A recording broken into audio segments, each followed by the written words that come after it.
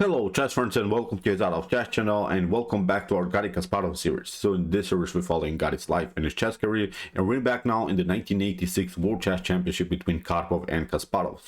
So far we have covered 3 games in which we had 2 winning games by Kasparov and also 1 winning game by Karpov. So it meant now that Garry Kasparov had a comfortable +1 lead, and in this also World Chess Championship the rules were that of course in a potential equal result the world champion would still be Garry Kasparov, because he had this drawing odds. If of course the game, as I said, would be equal, then Anatoly Karpov will not get his world championship title back. So we're now in the round 14. It was also very important and decisive moment, I think, of the super event, in which here Garry Kasparov played with the white pieces and Karpov played with the black pieces. And I've mentioned also in the game 8 that we have covered now before this game that I thought a little bit that Kasparov broke a little bit Karpov's spirit, I think, in the game 8, because it was such a dominant game by Kasparov. He outplayed here Karpov all over the board. I think he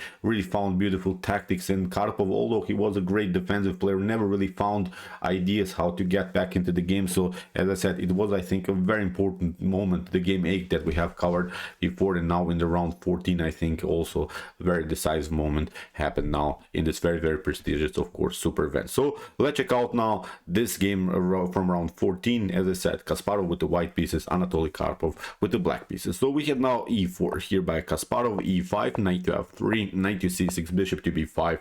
The Ruy Lopez, the Spanish game, is on the board. So a6, we have now the so-called Murphy defense, bishop to a4, knight to f6, and after castling we have now the closed Ruy Lopez with the bishop to e7.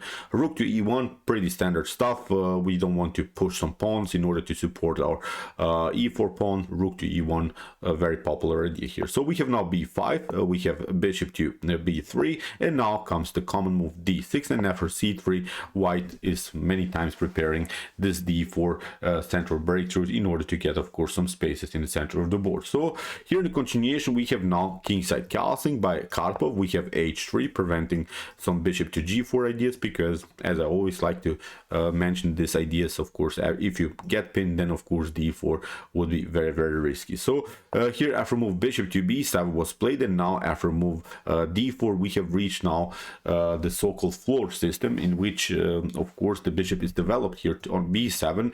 It's not an optimal here diagonal for the light square bishop, because many times in these types of structures the pawn structure on light square can be locked. So many times in these positions the bishop on b7 will be a little bit paralyzed by white's pawns, but black should not be bothered, I think, so much about this potential d5 move, because even if that happens, actually white would have also then a bad bishop here on b3.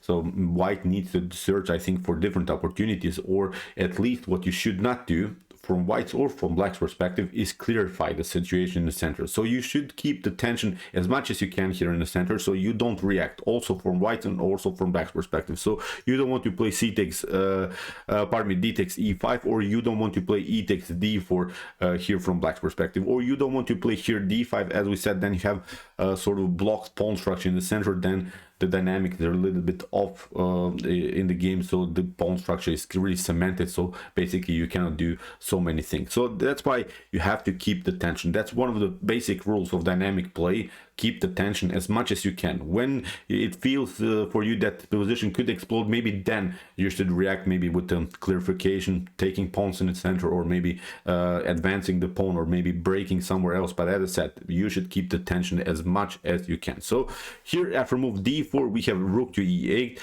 played by Karpov. So you see he's centralizing further the pieces. He's still waiting now white, for instance, to make the move d5. And even if, as I said, if that happens, it's not a bad position. Still we can play some ideas, even of knight to b8, knight to d7, then knight to c5 could be an opportunity. Also knight to a5, attacking the bishop and then controlling the c4 square is also a good option. Even knight to a7 maybe works in the long term. So as I said, d5 would be okay, you got the tempo, but you're paralyzing now your own bishop. The bishop on b3 is useless. Even if you improve it maybe to c2, still it's blocked out by the pawn on e4. So you should be careful what you're doing in the Ruy Lopez, because what I don't never really liked about the Ruy Lopez, especially when I played the game with the black pieces, is that the theory is so advanced, so you can reach some positions, maybe you're in move 25, move 26, even in some occasions you're in move 30, and still you're in common theory of the Ruy Lopez. So this is really a complex opening, so it should be really studied hard if you want, of course,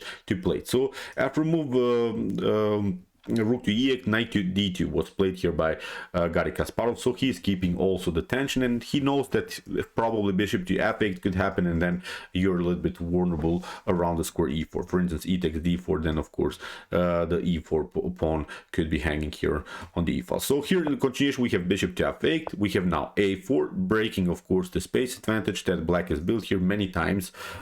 You should try to attack this so-called hook. It's a little bit like a hook.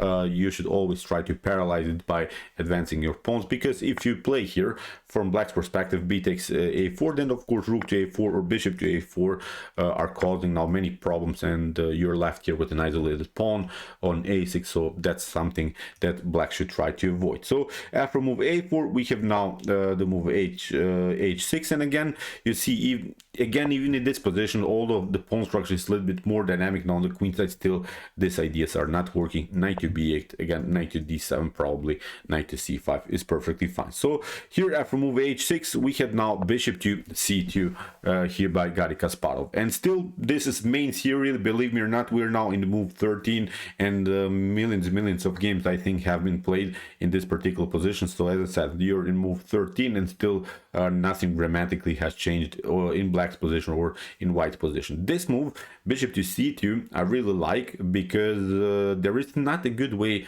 when we think about it harder here from white's perspective, to develop your dark square bishop.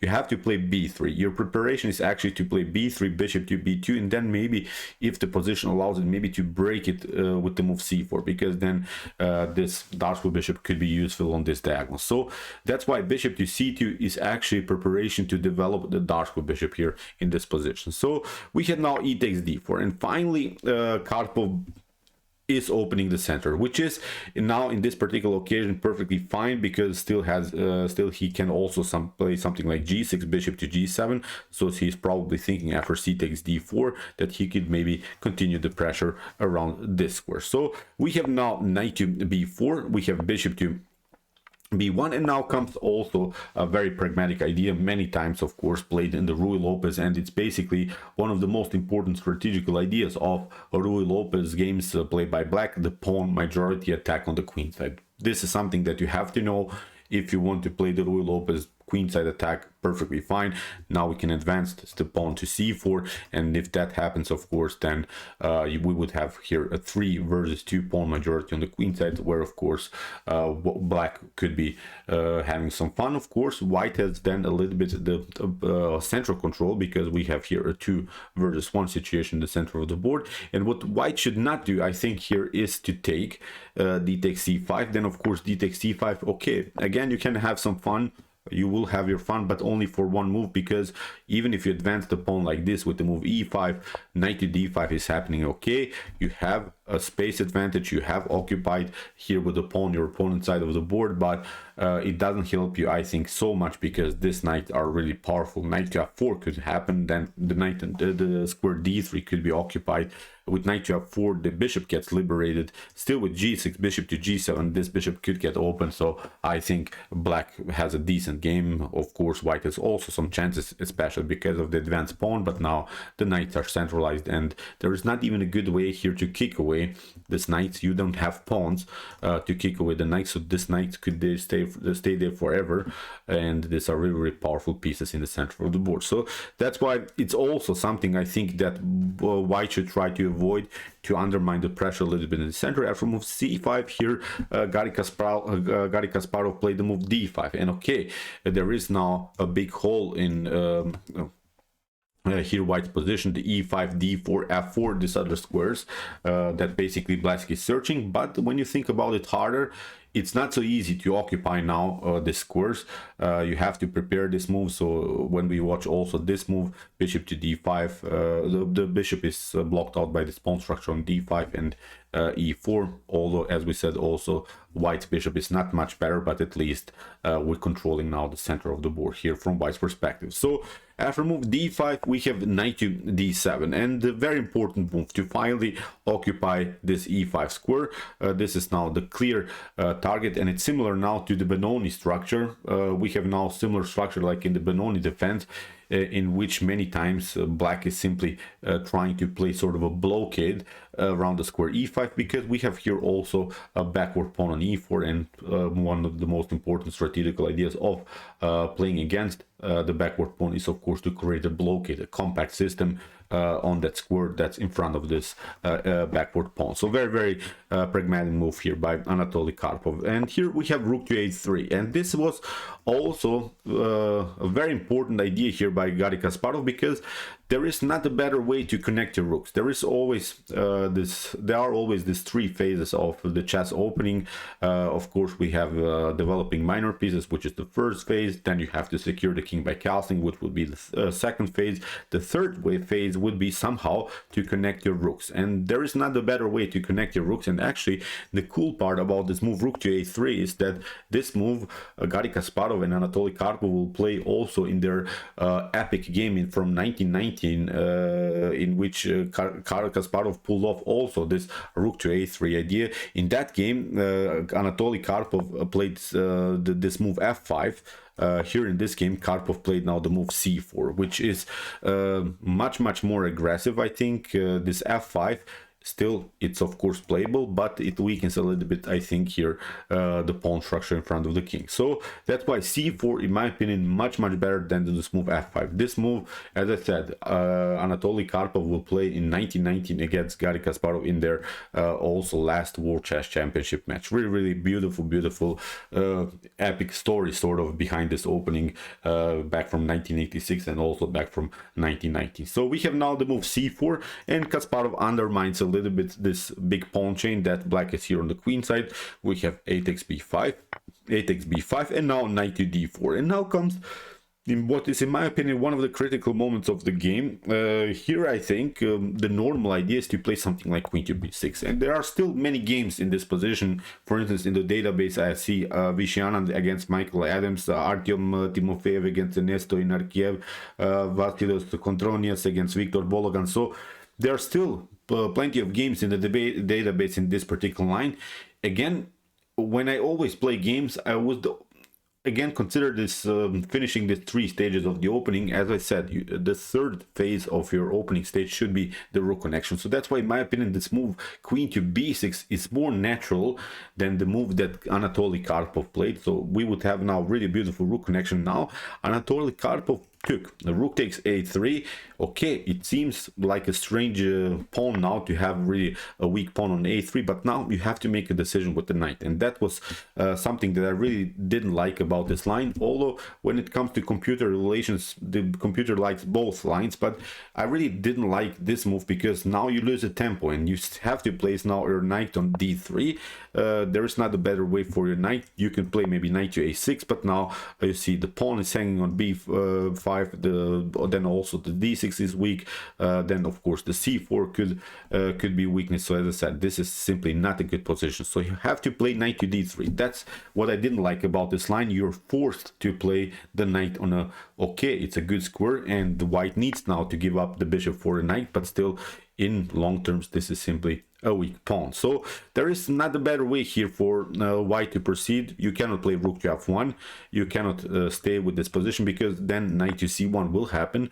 So black will give up the knight for the bishop, but now with bishop to b5 everything is glued together and compact, and still of course with some ideas knight to c5 or knight to e5, still maybe the d3 could be then or sort of a target for black. Black could again try to cement the position around the square. So as I said, this would be a good position for black, but here finally Garry Kasparov took bishop to d3. We have c takes d3, and now bishop to b2, developing simply the piece. You could also take, of course, knight to b5. Still nothing wrong with white's position, but what probably Garry Kasparov didn't like about this line is the move queen to a5. And what you could do maybe is try to play something like queen to b3, but not with f5. That was also in the middle game stage one of the possibilities by black, but now f5 would be very, very dangerous, because what you could do maybe is to retreat with knight to c3, but now with bishop to a6, you see the pawn is now supported, and now it's an annoying pawn, I think, to handle. You cannot take, of course, e takes f5 because of this tension on the e file. So I think this would be a position in which black could breathe, although black is down a pawn, but with the bishop pair, with an open game, with the ability to still include the knight into the game, knight to e5, knight to c5, I think black has really a comfortable game. But what you should not do here, you should not take the pawn on d6 in this particular scenario, because you get simply bishop to d5, and again black is activating the pieces further. White is losing many tempi, so this could be again a comfortable game for black. So that's what here Garry Kasparov, after move c3, c takes d3, he didn't like the opportunity maybe to for black to get somehow with the bishop into the game. So that's why he played a calm move, bishop to b2, normal development. I really loved now Garry Kasparov's choice, because sometimes in chess, although we can take a pawn, but sometimes activating a piece is much stronger than just to take some pieces, take some pawns and similar stuff. So bishop to b2, really, in my opinion, a brilliant top grandmaster move here by Kasparov. So we have queen to a5, of course, now protecting the pawn, but now knight to f5 here by Garry Kasparov. You see now that was his plan. He is trying now to continue the pressure here around the square g7. So we have now knight to e5. Karpov is locking this very important diagonal. If you try f4, then of course knight to c4 is going to happen, and you still have to make a decision. If knight to c4, b takes c4, and look at this, these two pawns are now connected, so it's, I think, a good game here for black. So as I said, if you connect the pawns here like black would maybe do, these are pass pawns, they cannot be attacked by pawns anymore, so this could be maybe an uncomfortable game then for white. So after move knight to e5, we have now bishop to e5. That was again such a beautiful strategical move here by Garry Kasparov to give up simply the bishop for a knight, and he is now intentionally going into two knights versus two bishop endgame, where of course you cannot take with the rook. That's now the most important thing to recognize. That was a brilliant move by Garry Kasparov, because in the Benoni structure, as we said, it is similar to the Benoni structure, not the same, but in the Benoni structure you want to play always some kind of a blockade, as we said, around the square e5, and you would love to have now this position, if this position would be possible, to somehow fix this, somehow create a blockade, but now it is not possible, because you could face here the annoying move knight to f3, then you retreat, and now queen to d3 would come with a beautiful tempo with protecting the a3 pawn, and now in the near future we can expect also some e5 breakthroughs, and then d6, then the pawn on the d file is rolling.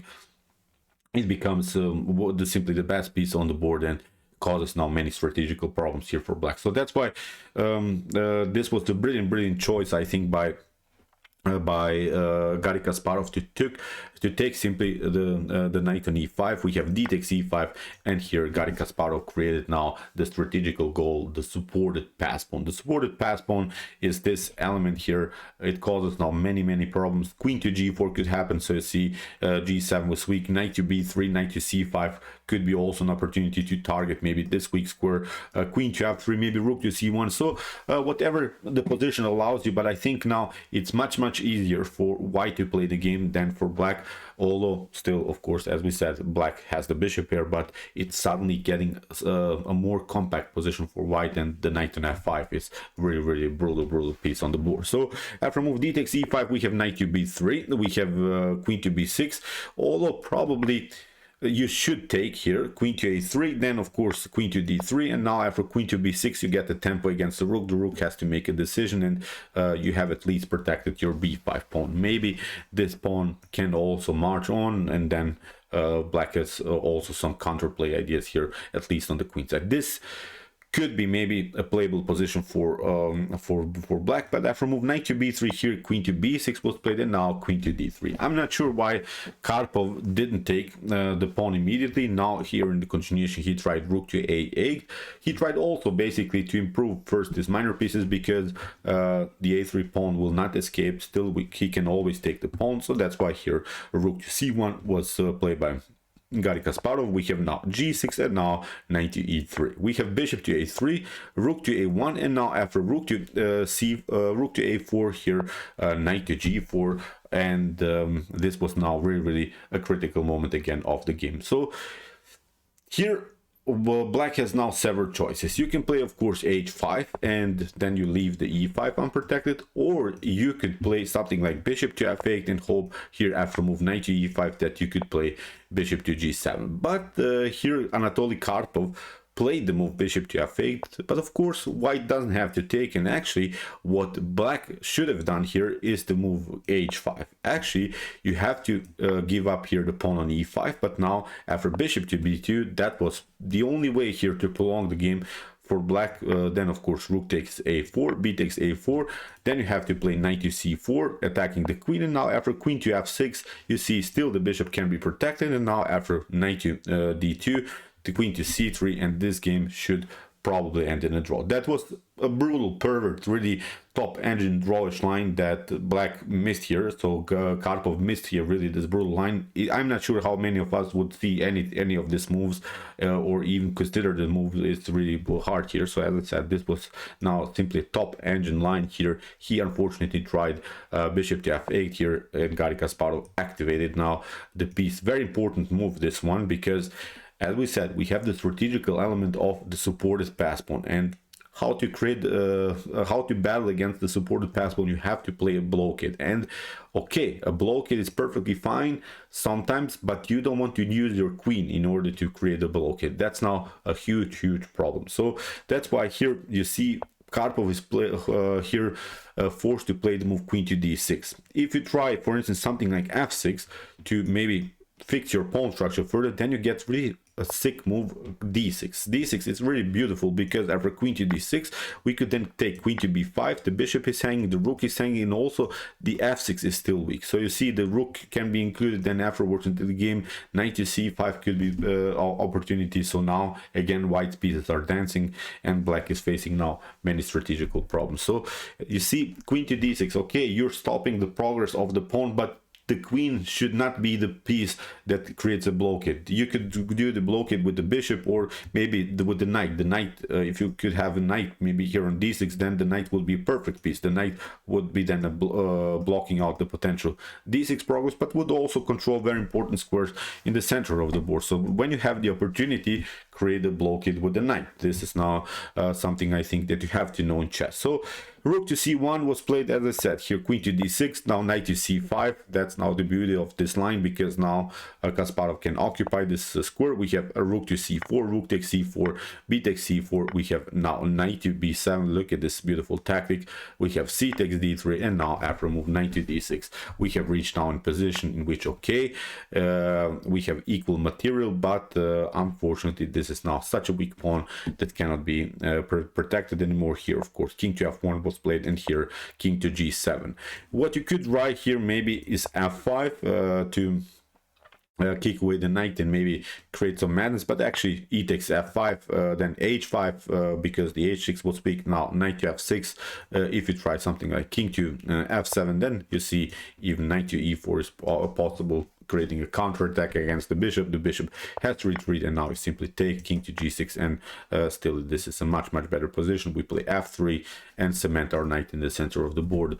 This is completely winning endgame here for white. So as I said, after move king to f1, we have king to g7, now f3 by Kasparov, we have f5, knight to f2, we have now this move d2, king to king to e2, we have bishop to b4, knight to d3, bishop to c3. Now the knight moves a little bit, and here in this position Kasparov simply took the pawn. You don't want to, of course, trade now pieces, because if you do that, then of course this is completely winning endgame here, because again of this supported pass pawn. So here, after move knight to d2, we had king to d6, king to d3, bishop to b4. Now here Kasparov, of course, gets his king very, very active. After bishop to f2, king to b5, bishop to e3, and here in this position, after move knight to a5, in this position Anatoly Karpov resigns. So there is always a way to kick away this king. Then you include your king into the game here, maybe to c6, just push the pawn. If you maybe find some kind of a route to go here, it's perfectly fine. Also, what you could do maybe is reroute here the king